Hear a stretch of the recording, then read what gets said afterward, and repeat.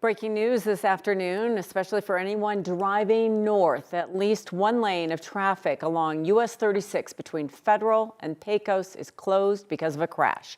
This is a CDOT camera showing first responders trying to divert traffic in that area. Sky 9 is also going to give us a view from overhead. You can see the traffic is backing up. Traffic there on the other side. Really, you're not seeing anything moving on 36 on one side of the highway. A semi appears to be damaged and parked along the shoulder there. We've reached out to CSP to find out what happened. If there are any injuries here, no word on when all those lanes will reopen, but that's going to be a mess as we move on into the rush hour. Wildfire evacuations have been downgraded for people in Meeker. The Elk and Lee fires are burning with no containment on both sides of the town of about 2,400 people.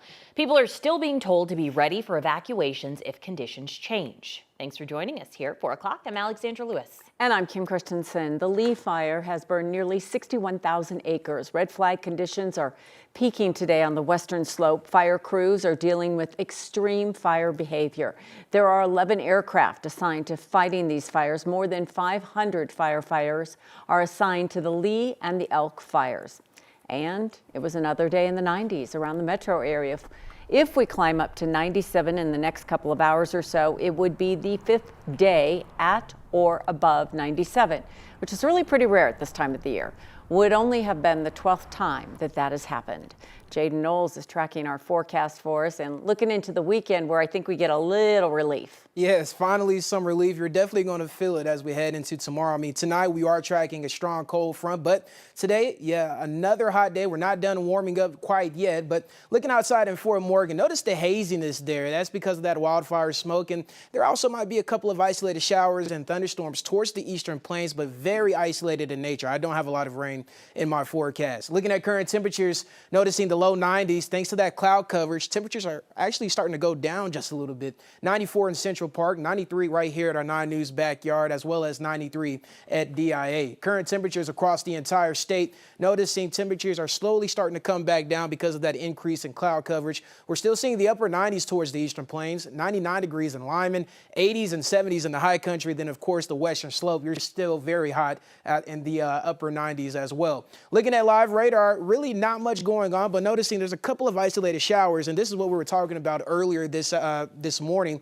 saying we should see some pop-up thunderstorms near or around Fort Collins, and then as well as south along the I-25 corridor. You can see just south of Colorado Springs as well as Lamar. But once again, we're not expecting a widespread event with heavy downpours of rain or anything of that nature. But we are on track to see 97 degrees. This temperature might be a little bit too warm now because that cloud coverage has increased. But of course, I'm going to tell you about the changes that's coming for this weekend, and I'll talk about it more in detail in my full forecast. Alex? We have some breaking national news to tell you about. Right now, police are responding to a report of an active shooter on the campus of Emory University in Atlanta. This is a live look for you. Police have not shared whether anybody has been injured in this, but this is happening now as the university warning students and others on campus to shelter in place. According to the alert sent out, it's telling them to run, hide, fight, avoid this area entirely. Again, this is a developing story. We know an open shooter at Emory University in Atlanta. We'll follow it and continue to bring you updates online and on air as soon as we learn more. It appears a semi-truck driver was confused and flustered when he crossed the line tracks earlier this week, right in front of an eastbound train. 9 News Investigates has obtained video of that crash from multiple angles. 2 people had minor injuries. The video shows this crash could have been a whole lot worse. 9 News consumer investigator Steve Steger got that video. He's here to break it down for us. Aurora police are still investigating this crash, and they haven't ticketed anyone yet.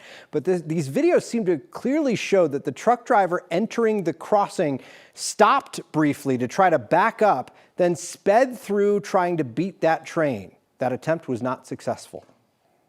The truck is stopped just north of the tracks at Sable and Smith Road. About 40 seconds before the crash on Monday morning, it starts to move forward slowly. 6 seconds later, you can see the signal start to flash, and it appears that the arm comes down on top of the semi.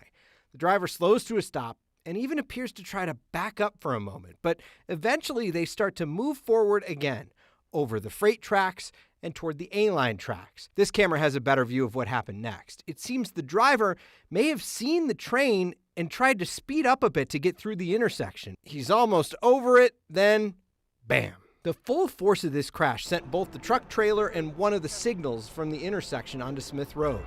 That A-line train moves quickly through this intersection, and RTD actually gave us the view from the operator's seat too. It gives great perspective of just how bad this crash could have been had the middle of that trailer or the truck's cab been across the tracks. 55 people were on board that train headed to the airport. Only 2 people had minor injuries in this crash, police said.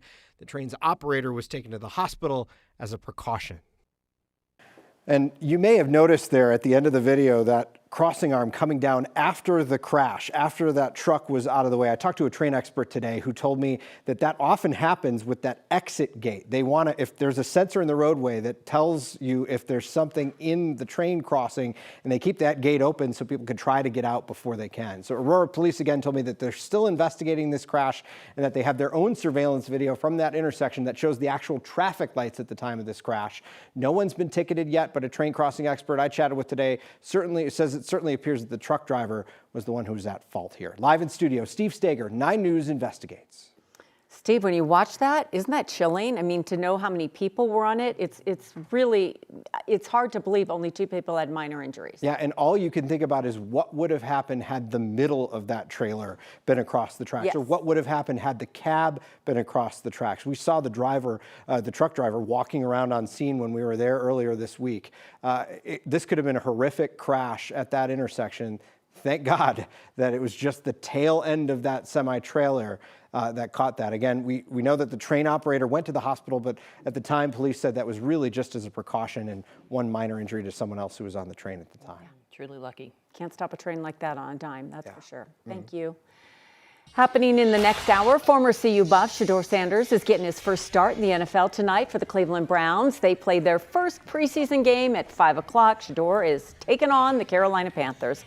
His dad, Coach Prime, says it's going to be weird to see him in the NFL now. Our John Treach with us now. Coach Prime talked a lot about watching Shedeur play tonight. What did he have to say? A bit powerless for the first time in his life. He's coached him his entire life, right? For about 20 years. Pretty incredible. The questions of 2025 are endless. Will Colorado keep winning? Will they find a quarterback? Can they keep Folsom Field fervent with interest? Coach Prime has promised a full season of challenges, but tonight he sets aside the stress of the gold and black and focuses on the success of the Browns. The Sanders men have become the first family of football, father and son, protector and protege. Their bond has led to immense success since youth football days in Texas and reached a national peak with the Buffs the past 2 seasons. But now the protege becomes a pro and builds a career and spotlight far from his Hall of Fame dad's shadow for the first time ever. And it'll be a little weird as it unfolds on an NFL field tonight. He's so prepared right now. A lot of people are approaching it like a preseason game. He's approaching it like a game. And that's how he's always approached everything, to prepare and to approach it like this is it. He's thankful and appreciative of the opportunity. Can you imagine that?